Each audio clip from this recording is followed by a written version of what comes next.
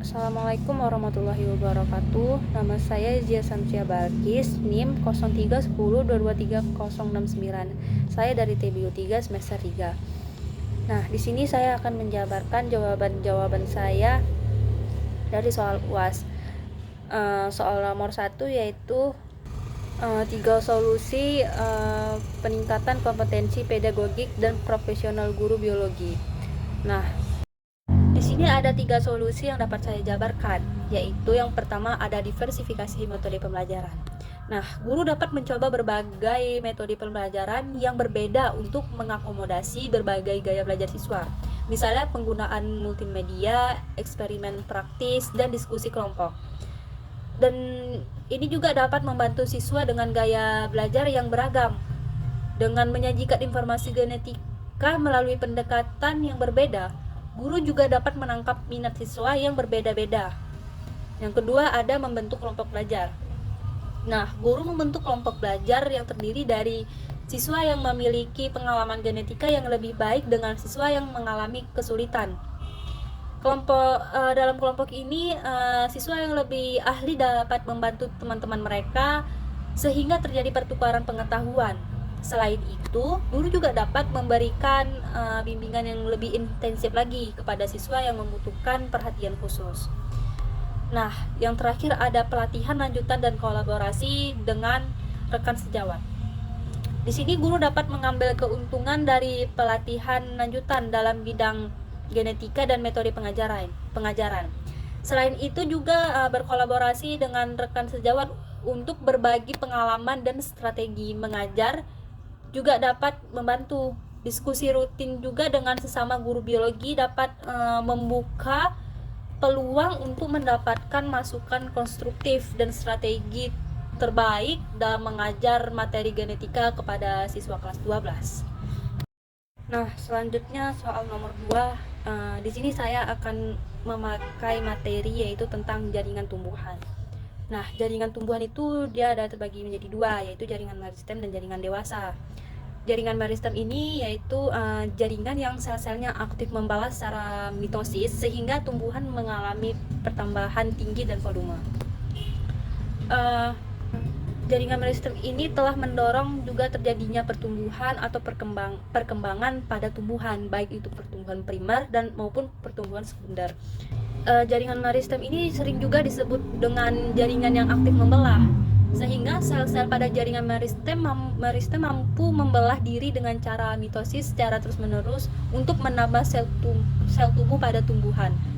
Nah, di sini jaringan meristem terbagi 2, yaitu jaringan primer dan sekunder. Di sini saya akan menjelaskan terlebih dahulu pembentukan meristem primer dan meristem sekunder. Meristem primer ini adalah jenis meristem yang berasal dari sel-sel embrio. Misalnya terdapat pada di ujung akar yang biasanya disebut dengan titik tumbuh apikal, sehingga dia mampu tumbuh memanjang ke atas. Dan meristem primer ini juga merupakan jaringan lanjutan dari promeristem yang sel-selnya masih aktif membelah. Dan meristem apikal juga mempunyai sel-sel yang berkembang langsung dari sel-sel embrionik yang terdapat di ujung pucuk utama dan pucuk antara serta sampai ujung akarnya. Selanjutnya ada meristem sekunder. Meristem sekunder ini dia adalah jenis meristem yang jaringan atau sel-selnya itu telah berdiferensiasi dan berfungsi sebagai jaringan dewasa dan dapat membelah kembali menjadi meristem lagi. Meristem sekunder ini dia meliputi kambium dan kambium gabus atau velogen. Yang aktivitas meristem sekunder dalam proses pertumbuhan berdampak kepada ada beberapa hal, yaitu yang pertama ada terbentuknya lingkaran tahun pada batang tanaman, terus bertambahnya diameter pada batang tanaman, serta terbentuknya jaringan berkas angkut sekunder dan terbentuknya jari-jari impelur. Nah, selanjutnya masuk ke jaringan dewasa. Nah, jaringan dewasa ini dia adalah jaringan yang tidak aktif lagi saat membelah. Jaringan dewasa ini dia terdiri atas jaringan epidermis, jaringan pengangkut, jaringan parenkim, dan jaringan kolenkim atau jaringan penyongkong.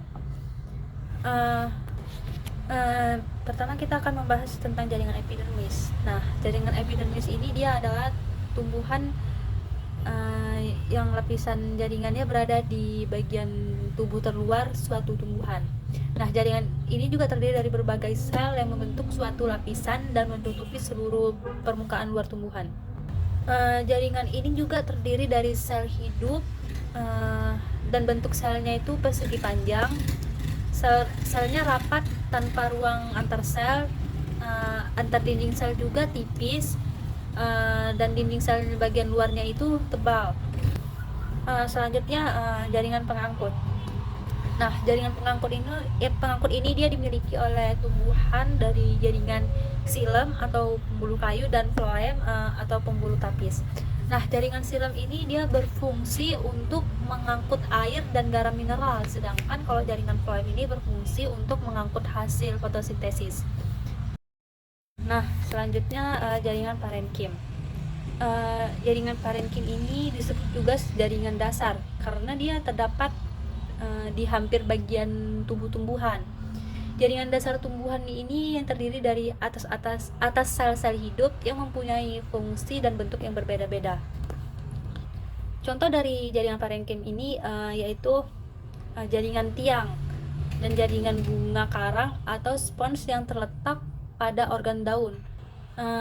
Adapun juga ciri-ciri dari jaringan parenkim, yaitu susunan sel yang tidak rapat dan tidak selalu berkloropas dan tersusun atas sel-sel hidup, dan letak inti sel ini dia mendekati dasar selnya.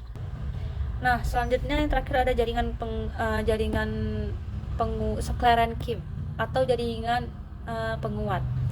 Jaringan pada tumbuhan ini dia berfungsi sebagai penguat tumbuhan yang terdiri dari atas sel-sel mati, dan dinding sel sklerenkim ini dia sangat kuat dan juga tebal dan banyak juga mengandung ligninnya. Jaringan penguat ini juga dia sering juga disebut dengan jaringan penyongkong. Jaringan penyongkong ini dia adalah salah satu jaringan penyusun tumbuhan yang dia berfungsinya itu ya memperkuat atau dia menyongkong tubuh tumbuhan itu sehingga dia dapat berdiri tegak. Nah, contoh dari jaringan penyongkong itu ada dua, yaitu jaringan kolenkim dan jaringan sklerenkim. Nah, jadi itu adalah penjelasan saya mengenai jaringan tumbuhan. Selanjutnya masuk ke nomor 3, yaitu kompetensi guru yang bermasalah pada kasus tantangan dalam membangun hubungan positif dengan siswa, serta solusi untuk mengatasi masalah tersebut. Nah, mungkin tantangan tersebut disebabkan oleh kurangnya keterampilan komunikasi interpersonal dan pendekatan yang dapat menciptakan rasa nyaman di kelas.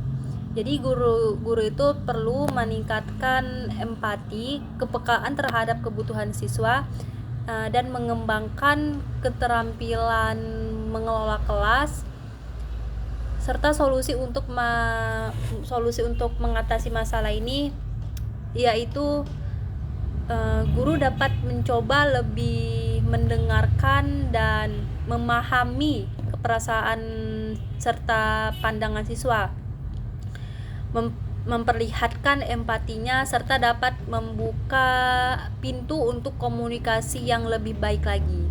Dan guru juga harus menyesuaikan strategi pengajaran agar lebih sesuai dengan gaya belajar dan kebutuhan individu siswa. Dan guru juga dapat mencoba lebih terlibat lagi dalam kehidupan siswa, bukan di sekolah saja, namun di luar kelas juga bisa, seperti kayak kegiatan ekstrakurikuler atau kegiatan sosial lainnya. Dengan ini guru juga dengan hal ini agar dapat membantu menciptakan hubungan yang lebih baik lagi antara guru dan siswa, serta akrab antara guru dan siswa. Selanjutnya juga guru perlu mengikuti pelatihan atau seminar gitu misalnya tentang hubungan interpersonal, dapat membantu guru mengembangkan keterampilan yang diperlukan untuk membangun hubungan yang positif dan mendukung dengan siswa. Nah, dengan mengikuti seminar itu agar dapat lebih terbuka lagi gitu antara guru dan siswanya. Nah, selanjutnya masuk ke soal nomor 4, yaitu menganalisis kompetensi guru yang bermasalah pada kasus kesulitan dalam membangun interaksi sosial yang positif dengan sesama guru dan staf sekolah, serta juga memberikan solusi atas masalah tersebut. Nah, menurut saya mungkin guru ini mengalami gitu kendala dalam membangun jejaring sosial dan kurangnya dia keterlibatan dalam kegiatan kolektif. Penting ya bagi guru untuk memperkuat keterampilan interpersonal, mengaktifkan partisipasi dalam kegiatan sekolah, dan juga berusaha terlibat aktif dalam komunitas guru.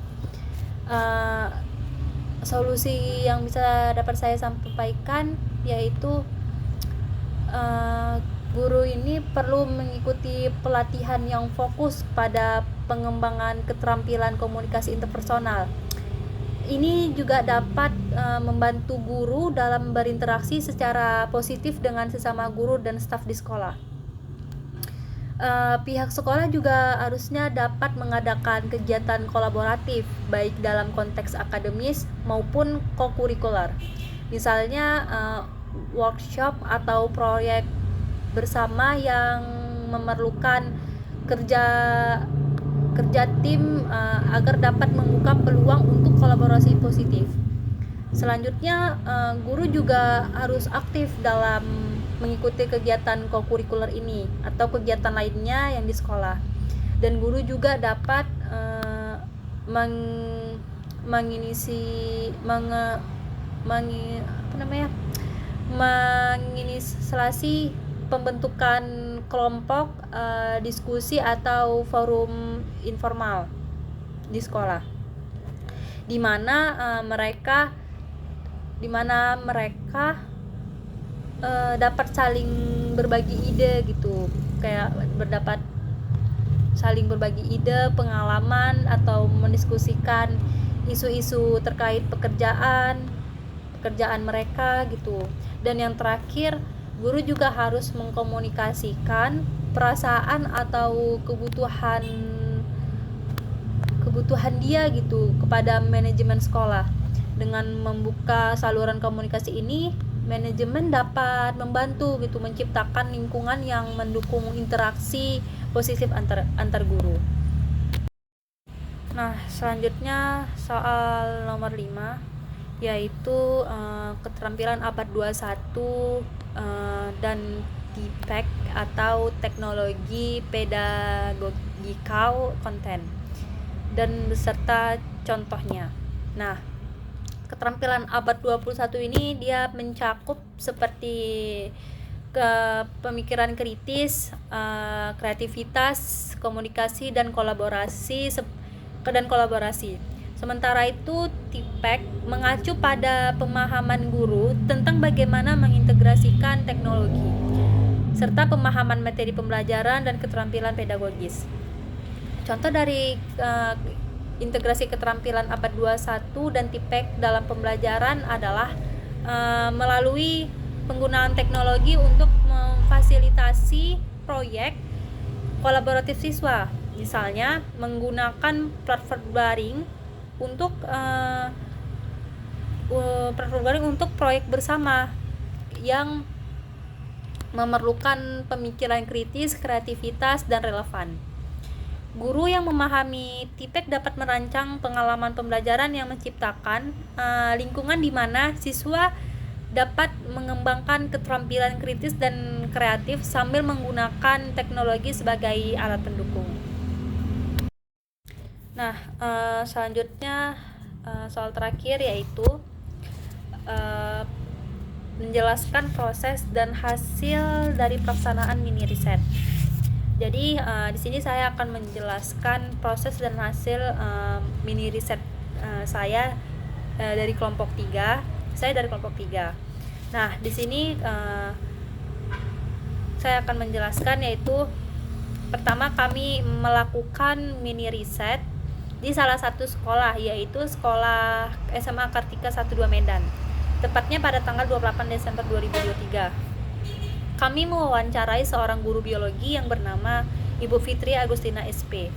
Nah, ibu ini dia sudah mengajar di sekolah SMA Kartika sejak tahun 2008 hingga sampai saat ini. Kami mewawancarai Ibu Fitri Agustina dengan 5 soal pertanyaan, yang mana sesuai dengan judul kami, yaitu tentang pemahaman guru biologi tentang keterampilan berpikir kreatif. Setelah itu kami mendapatkan, selanjutnya setelah kami melakukan wawancara bersama Ibu Fitri Agustina, kami mendapatkan hasil dari pendapat Ibu Fitri Agustina tentang pemahaman guru biologi tentang keterampilan berpikir kreatif. Inti dari pendapat Ibu Fitri Agustina yaitu berpikir kreatif itu adalah suatu kemampuan untuk mengembangkan ide-ide baru dan kemampuan menemukan cara-cara baru dalam belajar, dan bagaimana juga cara meningkatkan atau mengembangkan keterampilan berpikir kreatif itu melalui proyek penelitian berbasis siswa, serta mendefinisikan kemampuan berpikir kreatif untuk mengembangkan ide-ide baru, tentunya bagaimana meningkatkan pemahaman siswa terhadap konsep-konsep biologi ini. Nah, selanjutnya setelah kami melakukan wawancara tersebut, kami mendapatkan hasil dari pendapat Ibu Fitri Agustina tentang pemahaman guru biologi tentang keterampilan berpikir kreatif.